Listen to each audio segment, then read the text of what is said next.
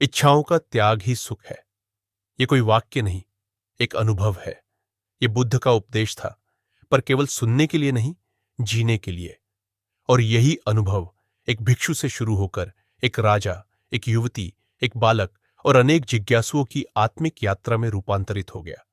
ये कथा उन्हीं की है, त्याग से बोध तक, मौन से मोक्ष तक। एक बार की बात है, गौतम बुद्ध अपने शिष्यों के साथ एक गांव में गए। वहां एक धनी व्यक्ति ने बुद्ध को भोजन के लिए आमंत्रित किया और उन्हें सोने की कटोरी में भोजन परोसा। भोजन के बाद बुद्ध ने उस कटोरी को वहीं छोड़ दिया। एक भिक्षु ने देखा कि वह कटोरी बहुत मूल्यवान है। उसने सोचा, अगर यह कटोरी मुझे मिल जाए तो मेरा जीवन आराम से बीतेगा। मैं इसे बेचकर अच्छा जीवन जी सकता हूं। उसने रात में चुपके से वह कटोरी चुराई और गांव से भाग निकला। लेकिन थोड़ी दूर जाकर वह पकड़ा गया और गांव वालों ने उसे बुद्ध के पास लाया। बुद्ध ने शांत स्वर में कहा, तुम्हारे मन में लोभ था। लोभ से चिंता पैदा होती है, चिंता से डर। जब तक तुम इच्छाओं से बंधे रहोगे, तुम कभी सुखी नहीं हो सकते। भिक्षु रो पड़ा और बुद्ध से क्षमा मांगी। बुद्ध ने मुस्कुराकर कहा, इच्छाओं का त्याग ही सुख है। एक बार एक राजकुमार गौतम बुद्ध के पास आया और बोला, भगवन, मेरे पास सब कुछ है, धन, राज्य, ऐश्वर्य, फिर भी मैं अशांत हूं। बुद्ध ने उसे पास के जंगल में रहने वाले एक साधु से मिलने भेजा। राजकुमार वहां गया और देखा कि वह साधु एक पेड़ के नीचे बैठा ध्यान कर रहा है। उसके पास कोई संपत्ति नहीं थी, फिर भी उसके चेहरे पर अपूर्व शांति थी। राजकुमार ने पूछा, तुम्हारे पास कुछ नहीं है, फिर भी तुम इतने शांत कैसे हो? साधु ने मुस्कुराकर कहा, क्योंकि मेरे पास इच्छाएं नहीं है। राजकुमार लौटकर बुद्ध के चरणों में गिर पड़ा। बुद्ध ने कहा, जिसके पास कुछ नहीं और फिर भी वह संतुष्ट है, वही वास्तव में सुखी है। इच्छाओं का त्याग ही सुख है। समय बीतता गया। वह भिक्षु अब संन्यास में अग्रणी हो गया। जहां पहले उसके मन में संग्रह की लालसा थी, अब वहां त्याग का प्रकाश था। एक दिन एक नवभिक्षु ने उससे पूछा, आपका चेहरा इतना शांत कैसे है? ध्यान में आप लीन हो जाते हैं, जैसे संसार ही नहीं बचा। वह भिक्षु मुस्कुराया और बोला, जब मैंने वह सोने की कटोरी बहाई थी, तब मैं नहीं जानता था कि मैं अपने दुख को भी बहा रहा हूं। नवभिक्षु ने पूछा, क्या त्याग इतना बलशाली होता है? भिक्षु ने उत्तर दिया, जब तक कोई वस्तु तुम्हारे मन पर अधिकार करती है, तुम मुक्त नहीं हो सकते। त्याग वस्तु का नहीं, मन का होता है। बुद्ध वहीं बैठे थे। उन्होंने कहा, जो मन खाली है वही पूर्ण है, और जो मन पूर्ण है वही सुखी है। भिक्षु ने बुद्ध की ओर देखा और झुककर प्रणाम किया। कहानी दो की आगे की कथा। राजकुमार और साधु राजकुमार अब पहले की भांति नहीं था। उसने अपने लिए कोई विशेष वस्त्र नहीं रखे, कोई विशेष भोजन नहीं मांगा। राजमहल में रहते हुए भी वह केवल आवश्यकताओं तक सीमित था। उसने एक दिन सभा में कहा, मैं राजा हूं, लेकिन अब मैं जानता हूं कि सच्चा राज वह है जो अपने भीतर के विकारों पर किया जाए। एक मंत्री ने पूछा, महाराज, क्या इच्छाओं का त्याग वास्तव में इतना आवश्यक है? राजकुमार ने उत्तर दिया, इच्छाएं कभी समाप्त नहीं होती।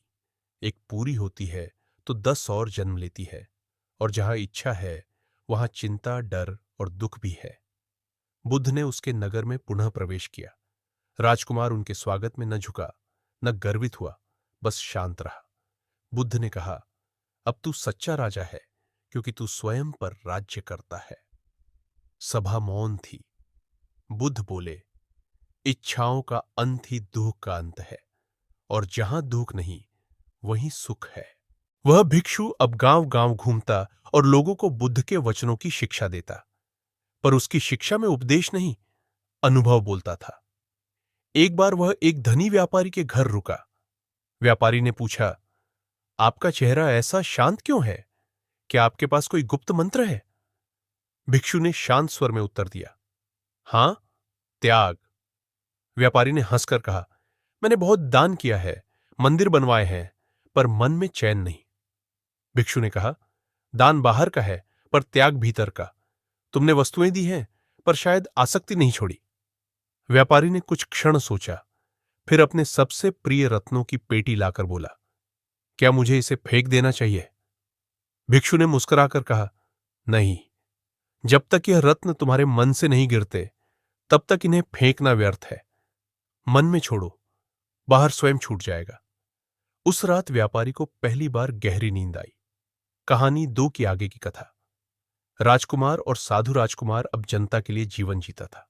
उसने कर कम कर दिए, महलों की सजावट हटवा दी और महल का एक भाग जनता के लिए खोल दिया।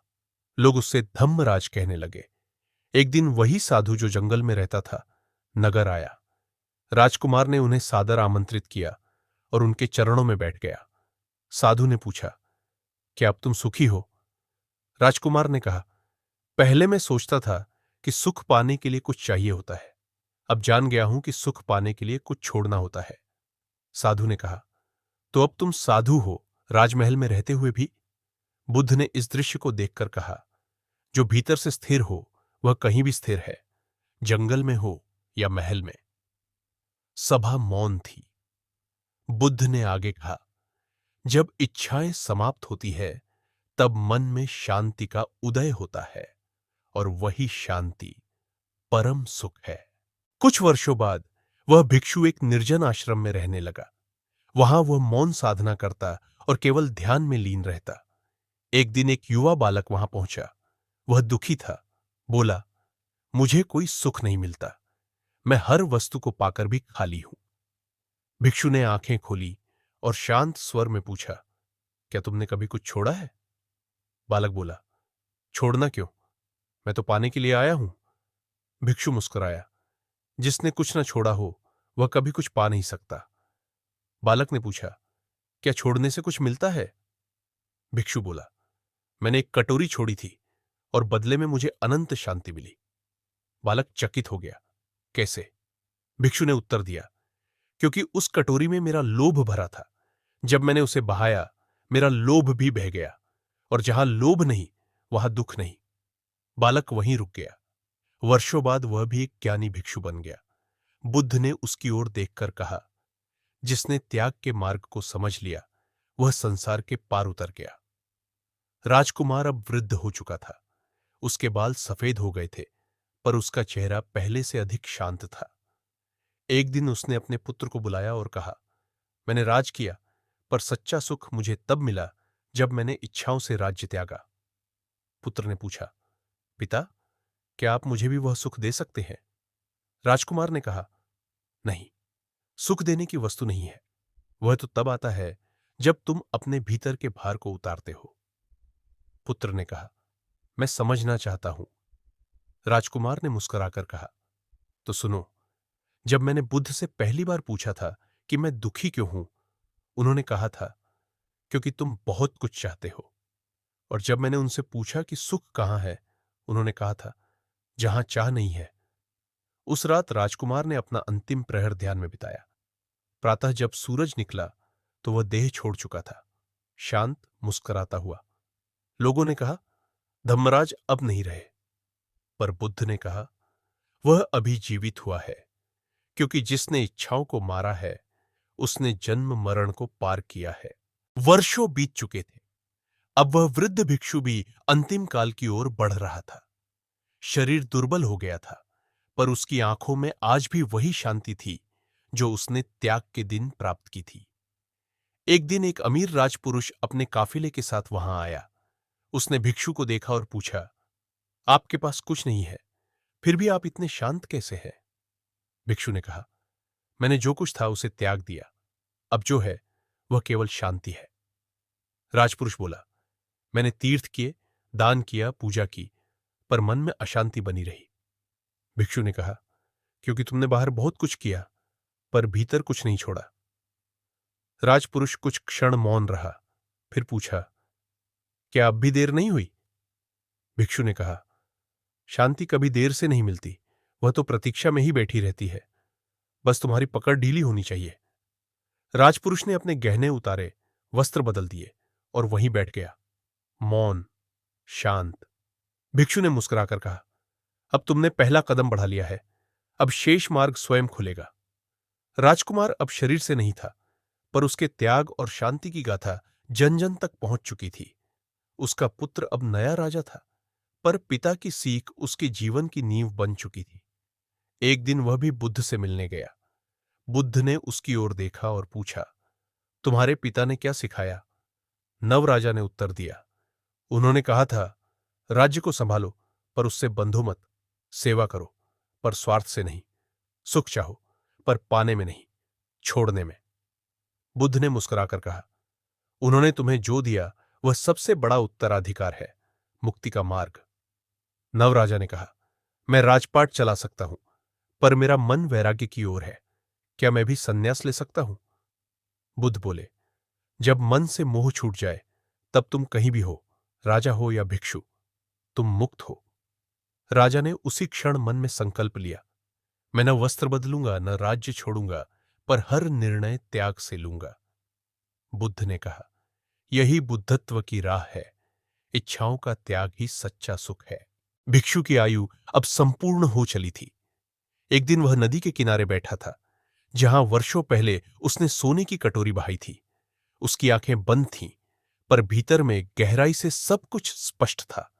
उसी क्षण वही बालक जो कभी उसका शिष्य बना था, पास आया। अब वह स्वयं भी ज्ञानी भिक्षु बन चुका था। उसने प्रणाम किया और कहा, गुरुदेव, आप शांत हैं, जैसे सारा संसार आपके भीतर मौन हो गया हो। वृद्ध भिक्षु ने आंखें खोली और धीरे से कहा, जिस दिन मैंने उस कटोरी को छोड़ा था, उसी दिन से मन का संसार हल्का होता गया। अब केवल मौन बचा है और उसी मौन में परम सुख है। शिष्य ने पूछा, क्या अब आप हमें छोड़कर जा रहे हैं? भिक्षु मुस्कुराया, कहां जाऊंगा? जो त्याग चुका है वह कहीं नहीं जाता, वह हर जगह होता है। उसने आंखें बंद की। उसकी सांसें मंद हुईं और कुछ क्षणों बाद वह शरीर त्याग चुका था। पर उस दिन नदी के किनारे न कोई विलाप हुआ, न कोई शोक। वहां केवल मौन था, गहरा, स्थिर और पूर्ण। नवराजा के राज्य में अब एक नई लहर बह रही थी, त्याग, सेवा और शांति की।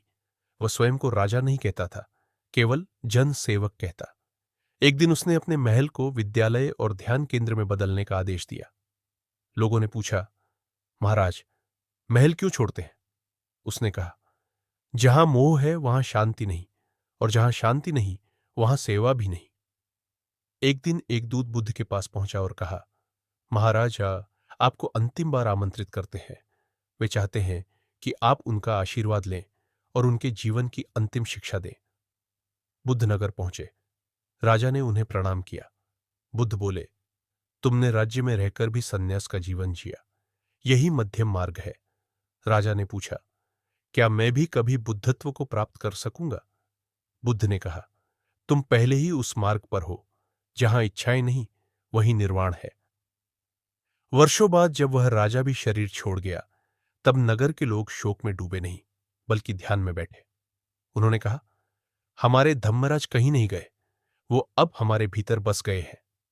और इस प्रकार एक भिक्षु जिसने कटोरी त्यागी थी, एक राजा जिसने राज्य में रहते हुए त्याग को अपनाया था, दोनों ने संसार को यही सिखाया, इच्छाओं का त्याग ही सुख है। वर्ष बीतते गए। वह शिष्य जो कभी बालक था, अब एक महान गुरु बन चुका था। लोग उसे मौनव्रती भिक्षु कहते थे। उसके आश्रम में सैकड़ों जिज्ञासु आते, पर वह अधिक नहीं बोलता था, केवल मौन से सिखाता था। एक दिन एक युवती आई। उसका नाम था सुवर्णा। वह एक धनी परिवार से थी, पर उसका मन व्याकुल था। उसने भिक्षु से पूछा, मैंने सब कुछ पाया है, फिर भी भीतर खालीपन है, यह क्यों? भिक्षु ने उसकी ओर देखा और कहा, क्योंकि तुमने बहुत कुछ पाया पर स्वयं को खो दिया। जब तक पाने की दौड़ में हो, तब तक भीतर की खोज असंभव है। सुवर्णा ने पूछा, क्या मुझे भी सब कुछ त्यागना होगा? भिक्षु ने मुस्कुराकर उत्तर दिया, त्याग वस्तुओं का नहीं, बंधन का होता है। अगर तुम सबके बीच रहकर भी भीतर से स्वतंत्र हो सको, तो यही सच्चा त्याग है। वह युवती वहीं रुक गई और साधना करने लगी। धीरे धीरे उसकी आंखों से उदासी उतर गई और भीतर से प्रकाश झलकने लगा। उधर नगर में धम्मराज के वंशज धम्मराज का वंश अब भी राज्य में था, पर वे अब शासक नहीं, संरक्षक कहे जाते थे। वे भूमि के मालिक नहीं, सेवा के योगी थे। नवीन राजकुमार अमितेय एक दिन सुवर्णा के दर्शन करने पहुंचा। वह जानना चाहता था कि शांति कहां है, जिसका उल्लेख उसके पूर्वजों ने किया था। सुवर्णा ने उसे देखकर कहा, तुम राजकुमार हो, पर तुम्हारी आंखों में वही प्रश्न है जो मेरे भीतर था। अमितेय ने कहा, मेरे पूर्वजों ने सब कुछ छोड़कर सब पाया था। मैं भी वही चाहता हूं, पर मार्ग क्या है? मौनव्रती भिक्षु ने उस क्षण हस्तक्षेप किया और कहा, तुम्हारे पूर्वजों ने कुछ नहीं छोड़ा, उन्होंने केवल इच्छा छोड़ी थी। अगर तुम भी उसे छोड़ सको तो तुम भी धम्मराज बन सकोगे, बिना ताज के। राजकुमार कुछ नहीं बोला। उसी क्षण वह मौन में चला गया, और उस मौन में उसने पाया, न कोई सिंहासन चाहिए, न कोई सम्मान, केवल एक शांत मन जिसमें न बंधन हो न भटकाव। और तब वर्षों बाद एक नया युग प्रारंभ हुआ। लोग अब भिक्षु को, सुवर्णा को और अमितेय को गुरु मानने लगे, पर वे तीनों कभी गुरु नहीं बने। वे केवल यही कहते, हमने कुछ नहीं सिखाया, बस स्मरण कराया कि सुख भीतर है और वहां पहुंचने का एक ही मार्ग है, इच्छाओं का त्याग। समय बीतता गया। मौनव्रती भिक्षु वृद्ध हो चले थे। सुवर्णा अब ध्यान और सेवा की दीपिका बन चुकी थी। राजकुमार अमितेय त्याग की नीति से राज्य चला रहा था। नगर में सुख, शांति और संतुलन का अद्भुत संगम था। किंतु एक रात्रि नगर की सीमा पर एक अज्ञात सन्यासी आया। उसका चेहरा तेजस्वी था, पर आंखों में एक विचित्र चंचलता थी। उसका नाम था अनुजक। वह नगर में घूमा, लोगों से मिला और धीरे धीरे प्रश्न फैलाने लगा। क्या त्याग से सब कुछ मिलता है? क्या इच्छाओं का दमन ही मार्ग है? यदि इच्छा ही न हो तो जीवन में गति कैसी? नगर में हलचल होने लगी। युवा भ्रमित होने लगे। वे मौनव्रती भिक्षु सुवर्णा और अमितेय के मार्ग पर चल तो रहे थे, पर अनुजक की बातों में आकर्षण था, क्योंकि वह पाना सिखा रहा था, छोड़ना नहीं। राजकुमार अमितेय को यह झ्यात हुआ। वह सीधा मौनव्रती भिक्षु के पास पहुंचा और कहा, गुरुदेव, नगर की शांति डगमगाने लगी है। लोग अब त्याग को संदेह से देखने लगे हैं। भिक्षु ने शांत स्वर में कहा, जहां संदेह है वहां विवेक की अग्नि चाहिए। अनुजक को बुलाओ, पर युद्ध के लिए नहीं, संवाद के लिए। संवाद का दिन नगर के मध्य एक सभा हुई। एक ओर अनुजक, दूसरी ओर मौनव्रती भिक्षु।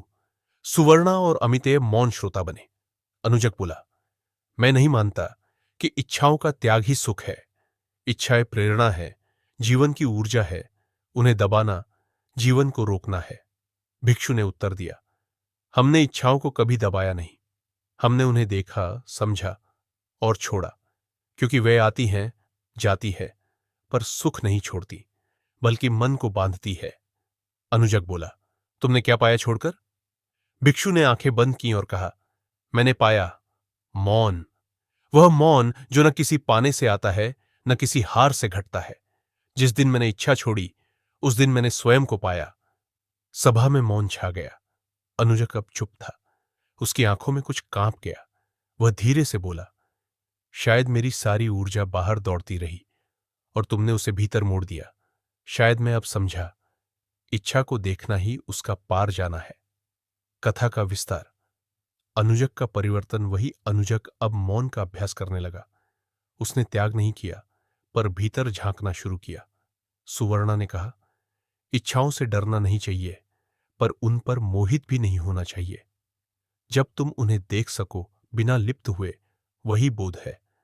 राजकुमार अमितेय ने नगर में एक नया आश्रम बनवाया, विवेक वन, जहां लोग त्याग और जागरण के बीच संतुलन सीखते थे।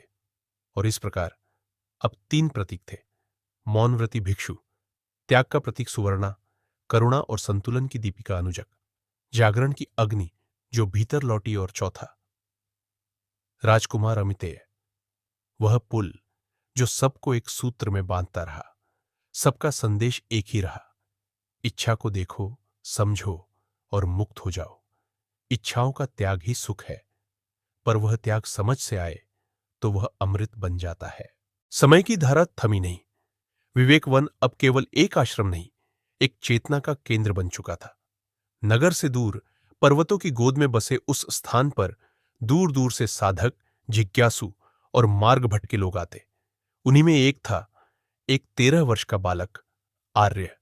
उसकी आंखें बहुत बड़ी थीं, पर उनमें शांति नहीं बल्कि प्रश्न थे।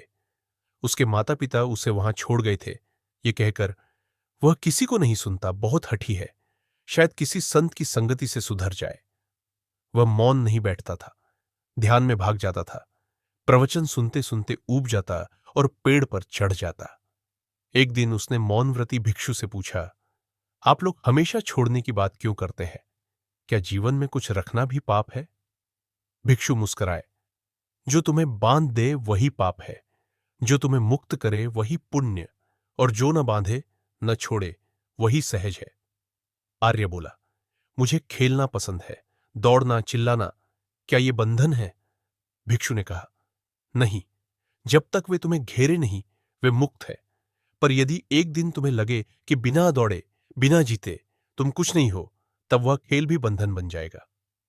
आर्य चुप हो गया। पहली बार किसी ने उसे रोका नहीं, बल्कि उसे देखा। सुवर्णा और आर्य कुछ दिन बाद सुवर्णा उसे ध्यान कक्ष में ले गई। उसने कहा, ध्यान कोई मजबूरी नहीं, यह खेल है, भीतर देखने का। आंखें बंद कर और मन के खेल देख। आर्य ने झिझकते हुए आंखें मूंद ली। शुरुआत में वह परेशान हुआ, विचार दौड़ते रहे, स्मृतियां, इच्छाएं, डर, लेकिन धीरे धीरे कुछ ठहरने लगा। एक दिन जब उसने आंखें खोली, वह बोला, मैंने अपने भीतर एक खाली जगह देखी, बहुत शांत पर अजीब। सुवर्णा ने कहा, वही तुम्हारा सच है। अनुजक और आर्य एक संध्या। अनुजक ने उसे अपने पास बुलाया। उसने कहा, तू सवाल करता है, हट करता है, अच्छा है, पर उस जिज्ञासा को भीतर मोड़ दे तो तू आग बन जाएगा। आर्य बोला, क्या मैं बुद्ध बन सकता हूं? अनुजक ने मुस्कुराकर उत्तर दिया, हर वह जो प्रश्न करता है और भीतर उत्तर ढूंढता है, वह बुद्ध का बीज है। सवाल है, क्या तू धैर्य रख पाएगा बीज को वृक्ष बनने तक? अमितेय की भविष्यवाणी राजा अमितेय अब वृद्ध हो चुका था। वह विवेकवन आया और आर्य को देखा। उसने कहा, इस बालक में तूफान है और प्रकाश भी। यदि यह मोह की दीवार पार कर जाए तो आने वाले युग का दीपक बनेगा। सभा मौन हो गई और इस प्रकार नई पीढ़ी का बीज बोया गया। एक भिक्षु ने त्याग से शुरुआत की, एक राजकुमार ने सेवा से उसे आगे बढ़ाया, एक सन्यासी ने प्रश्नों से उसे तपाया, एक स्त्री ने करुणा से उसे सींचा, और अब एक बालक भीतर की यात्रा पर निकल चुका था। उसकी आंखों में अब प्रश्न नहीं, बस एक जिज्ञासु मौन था, और उसी मौन में कहीं न कहीं सुख का बीज अंकुरित होने लगा।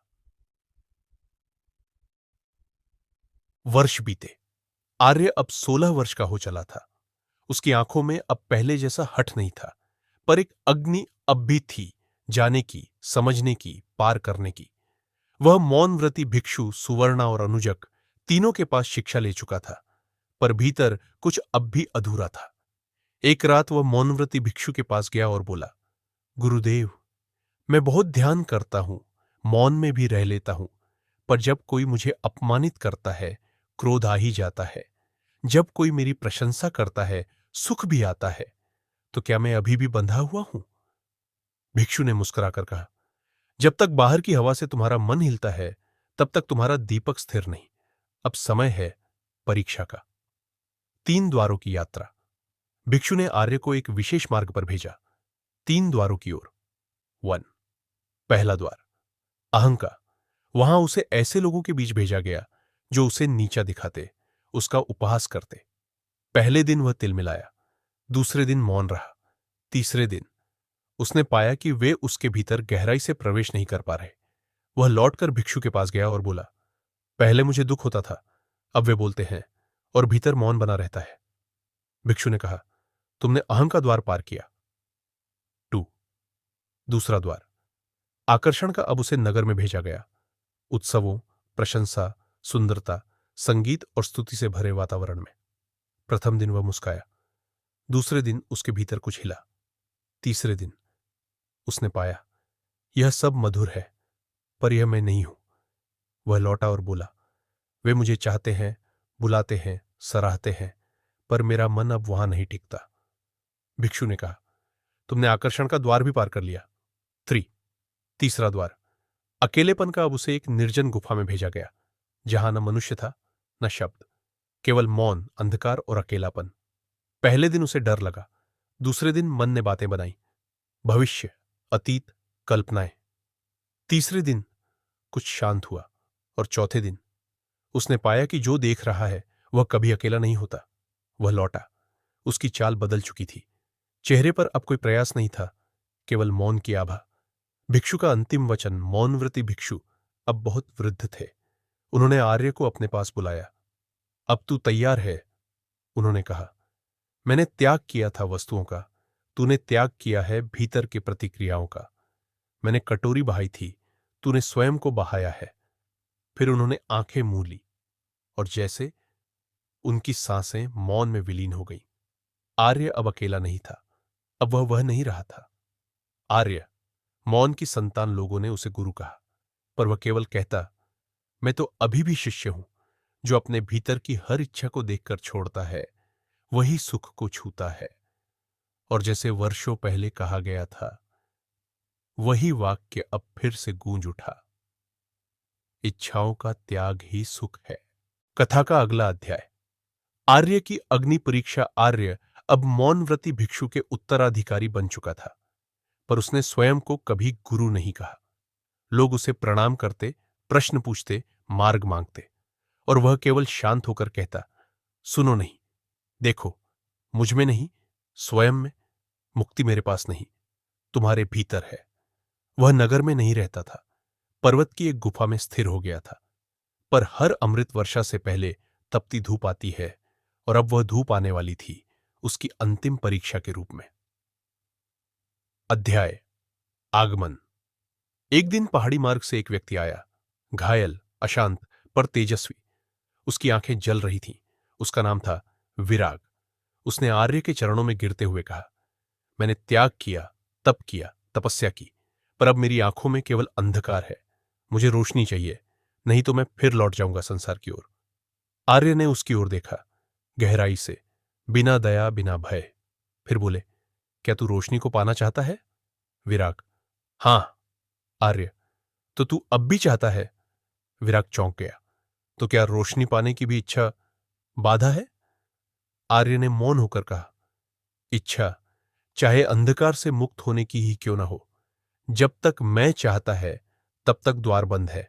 जब मैं गिर जाए तब वहां केवल रोशनी बचती है। विराग का परीक्षण। आर्य ने विराग को भी वही 3 द्वारों की ओर भेजा। अहम, आकर्षण, अकेलापन।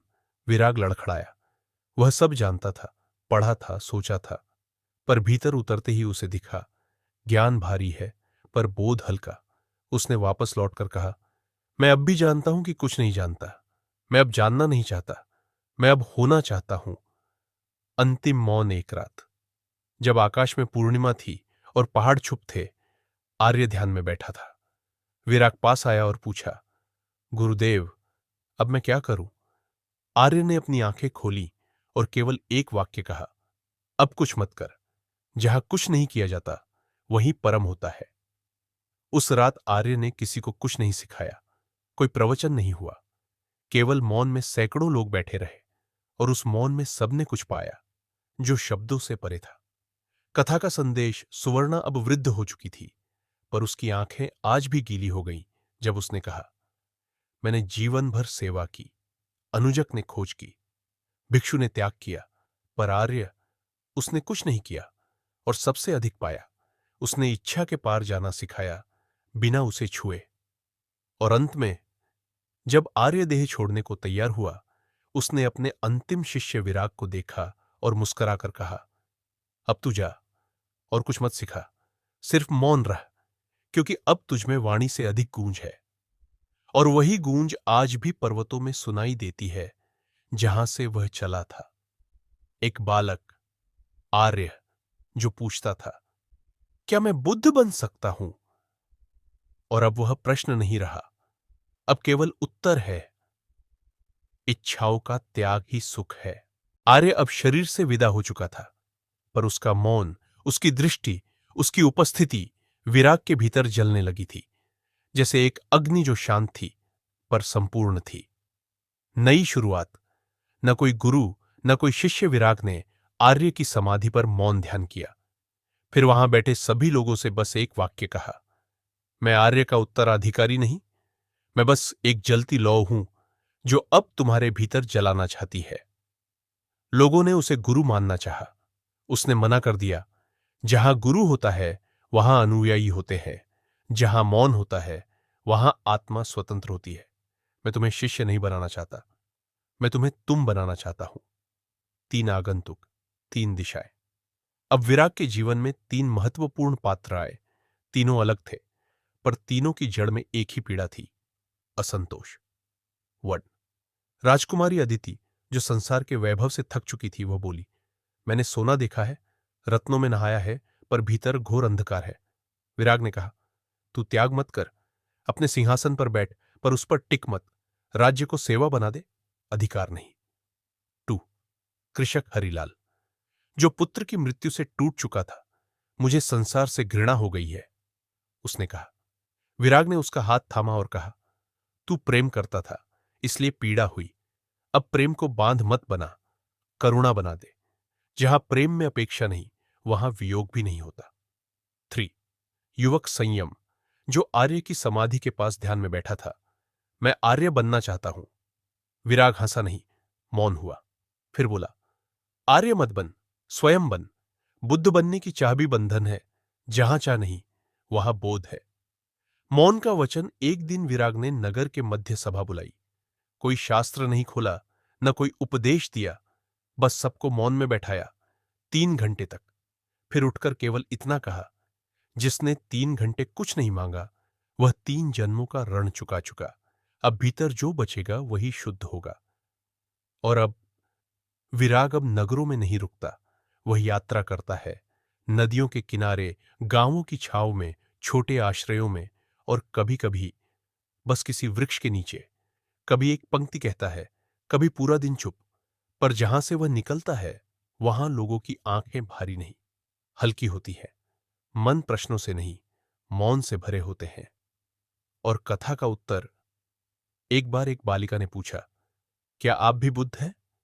विराग ने मुस्कुराकर कहा, बुद्ध वह होता है जिसे यह जानने की इच्छा भी नहीं रहती कि वह बुद्ध है या नहीं। और इस प्रकार अब न आर्य है, न मौनव्रती भिक्षु, न सुवर्णा, न अनुजक, न अमितेय, पर उनकी आत्मा बह रही है विराग की मौन यात्रा में, जहां न प्रवचन है, न अनुयायी, सिर्फ एक वाक्य बहता है हवा में। इच्छाओं का त्याग ही सुख है। कथा का अगला अध्याय। राजकुमारी अदिति। वैभव से वैराग्य तक वह राजकुमारी अदिति, जिसके लिए संसार एक खेल था, भोग, सत्ता, सम्मान, सब कुछ बचपन से उसके चरणों में था। फिर भी मन शून्य था, भारी था। एक दिन उसने दर्पण में स्वयं को देखा, अलंकृत देह, सोने की बिंदियां, कीमती रेशमी वस्त्र, और आंखों में एक अजीब सी थकान। वह फूट कर रो पड़ी। कई वर्षों बाद उसी दिन वह घोड़े पर सवार होकर राजमहल से निकली, अकेली, और पहुंच गई विराग की शरण में। अदिति और विराग। मौन की पहली दीक्षा विराग ने उसे देखा, जैसे कोई आंतरिक छाया पढ़ ली हो। पूछा नहीं, केवल इशारे से पास बैठा लिया। 3 दिन तक अदिति से कोई बात नहीं की, सिर्फ मौन में उसे उसका बोझ महसूस करने दिया। तीसरे दिन अदिति ने कहा, मैंने सब त्याग दिया, फिर भी भीतर भारीपन है, क्या यह भी किसी गुप्त इच्छा का रूप है? विराग ने कहा, हां, तुम त्याग कर रही हो ताकि कुछ मिल जाए, शांति, पहचान, कुछ और। यह त्याग नहीं, यह भी व्यापार है। त्याग वही है जिसमें कुछ पाने की आकांक्षा भी जल जाए। अदिति की परीक्षा। राजा की वापसी। 3 महीने मौन साधना के बाद एक दूत आया। राजा, उसके पिता बीमार थे, उसे लौटने का आदेश था। अदिति उलझ गई। क्या वह लौटे? राजमहल, वही सत्ता, वही साज, वही बंधन। उसने विराग से पूछा, क्या मैं राजकुमारी होकर भी मुक्त रह सकती हूं? विराग ने कहा, मुक्ति स्थान पर नहीं है, वह संबंध में नहीं है, वह मन की जड़ों में है। तू वहां जा, पर भीतर से मत जा। तू वहां रह, पर भीतर बस मत जा। जैसे कमल जल में होता है, पर जल उसमें नहीं होता। राजमहल की वापसी और परिवर्तन का आरंभ। अदिति लौटी, पर अब वह वैसी नहीं रही। वह अब शासन नहीं करती थी, सेवा करती थी। उसने शाही वस्त्र त्याग दिए। वह सादा वेश पहनती, रसोई में जाती, वृद्धों से मिलती, बच्चों को पढ़ाती। लोग हैरान थे, क्या यह वही अदिति है? राजा की मृत्यु के बाद उसे राज्य का अधिकार मिला, पर उसने नया नाम चुना, धम्मनंदा। वह जो धर्म से आनंद पाती है। विराग के पास एक और बार, कुछ वर्षों बाद, अदिति फिर एक बार विराग के पास आई। उसकी आंखों में अब चमक थी, वैराग्य की नहीं, पूर्णता की। उसने कहा, अब मुझे कुछ नहीं चाहिए, न छोड़ना है न पाना है, अब केवल होना है, धारा की तरह बहना है। विराग मौन रहे। कुछ देर बाद बोले, अब तू दूसरों के भीतर दीपक जला सकती है, क्योंकि अब तू स्वयं प्रकाश बन चुकी है। और इस प्रकार अदिति अब न राजकुमारी थी, न सन्यासिनी, न गृहस्थ। वह बस एक दर्पण बन गई। जो भी उसके पास आता वह अपने ही भीतर झांक लेता, और जब कोई पूछता, तुम्हें यह सब कैसे मिला, वह हंसती और कहती, मैंने कुछ नहीं पाया, बस धीरे धीरे सब छोड़ दिया, यहां तक कि पाने की इच्छा भी। और वहीं शांति मेरे भीतर उतर आई। और वही वाक्य फिर से, इच्छाओं का त्याग ही सुख है। अब अदिति की सांसों में भी यह सत्य बहता था। जहां अदिति जल की तरह बह चली थी, वहीं संयम, एक युवक, भीतर धक रही आग था। बचपन से ही तीव्र बुद्धि, कुशाग्रवाणी और अडिग तर्कशीलता से भरपूर। वह मौन में बैठता तो शरीर स्थिर होता, पर भीतर विचारों की आंधी चलती रहती। वह कहता था, मैं ध्यान करना चाहता हूं, पर मेरा मन मुझे नहीं छोड़ता। मैं शांति चाहता हूं, पर भीतर हर क्षण कोई ज्वालामुखी जाग जाता है। क्या मैं कभी शांत हो पाऊंगा? विराग ने उसे देखा, जैसे कोई पत्थर को देखता है जिसमें मूर्ति छुपी हो, पर अभी हथौड़े की चोट बाकी हो। संयम की पहली दीक्षा, स्वीकार। एक दिन विराग ने उसे जंगल में भेजा। न खाने का नियम, न ध्यान की बाध्यता, बस एक वाक्य, तू स्वयं को बिना बदले देख, ना रोक ना सुधार, बस देख। संयम पहले दिन झुंझलाया, दूसरे दिन स्वयं से लड़ता रहा, तीसरे दिन थक गया, और चौथे दिन कुछ पल के लिए वह चुप बैठ गया, बिना कुछ बदलने की कोशिश की। उसी पल उसने पाया, मेरे भीतर जो अशांति है वह मेरी ही बनाई हुई है, मैं ही उसे पकड़कर बैठा हूं। संयम की दूसरी दीक्षा, क्रोध का आईना। विराग ने उसे एक बस्ती में भेजा, जहां के लोग उसे नीचा दिखाते, तर्क करते, उसके हर उत्तर का मजाक उड़ाते। वह चुप रहा। एक दिन, 2 दिन, तीसरे दिन वह फट पड़ा। उसकी आंखों में क्रोध था। वह वापस लौटा और विराग से बोला, मुझे गाली दी गई, अपमान किया गया, और आप कहते हैं मौन रहो। विराग मुस्कुराया और केवल पूछा, जब वे बोले, क्या वे तुम्हारे भीतर आए थे, या तुमने उन्हें भीतर आने दिया? संयम चुप हो गया। फिर धीरे धीरे उसकी आंखें नम हो गई। तो क्या क्रोध भी एक चयन होता है? विराग ने उत्तर दिया, हां, तू संसार को नहीं रोक सकता, पर तू तय कर सकता है कि तुझे भीतर क्या उतरने देना है। यही ध्यान की शुरुआत है। संयम की तीसरी दीक्षा, स्वयं से मिलन। अब विराग ने उसे अपने साथ रखा। रात्रि के समय विराग मौन बैठते और संयम पास बैठता। कोई शब्द नहीं, केवल मौन, पर उस मौन में संयम की सारी परतें खुलती रहीं। कभी वह हंसता, कभी रोता, कभी आंखें बंद करके केवल सांस को सुनता। एक रात उसने कहा, मैंने बहुत जाना, बहुत पढ़ा, बहुत बोला, पर जो आज मिला है वह सबके पार है। वह न किताब में था, न वाद विवाद में, वह तो मौन की आंख में था। संयम का प्रकाश बनना अब संयम, वही जो भीतर आग था, अब एक शीतल दीपक बन गया था। लोग उससे अब भी प्रश्न करते, वह उत्तर देता, पर शब्दों से नहीं, दृष्टि से। उसने लिखा नहीं, बोला भी कम, पर उसका होना ही शिक्षा बन गया। वह जब किसी के पास बैठता तो उस व्यक्ति के भीतर का तूफान धीमा हो जाता, और जब कोई उससे पूछता, क्या आपने इच्छाओं को मार दिया, वह कहता, नहीं, मैंने उन्हें देख लिया, और वे स्वयं ही शांत हो गई। संयम का नया नाम विराग ने एक दिन उसे नाम दिया, दीप शांत। वह जो भीतर जल रहा है, पर शांत है। और जब किसी ने पूछा, आपके जीवन की सबसे बड़ी साधना क्या थी, दीप शांत ने कहा, जब मैंने अपने भीतर की ज्वाला को रोका नहीं, दबाया नहीं, बस देखा, तो वह क्रोध से ध्यान बन गई, और वहीं से सुख प्रकट हुआ, क्योंकि इच्छाओं का त्याग ही सुख है। वर्षों बीत गए, पर वह वाक्य आज भी हवा में बहता है, इच्छाओं का त्याग ही सुख है। क्योंकि जब एक भिक्षु ने कटोरी बहाई, एक राजा ने ताज छोड़ा, एक युवती ने वैभव को सेवा में बदला, और एक क्रोधित युवक ने आग को शांति में रूपांतरित किया, तब संसार को मौन में छिपे सुख का दर्शन हुआ। यह कथा पूरी नहीं, यह अब आपके भीतर शुरू हो रही है, क्योंकि जहां भी एक व्यक्ति अपनी इच्छा को देख लेता है, वहीं से यात्रा शुरू होती है सच्चे सुख की।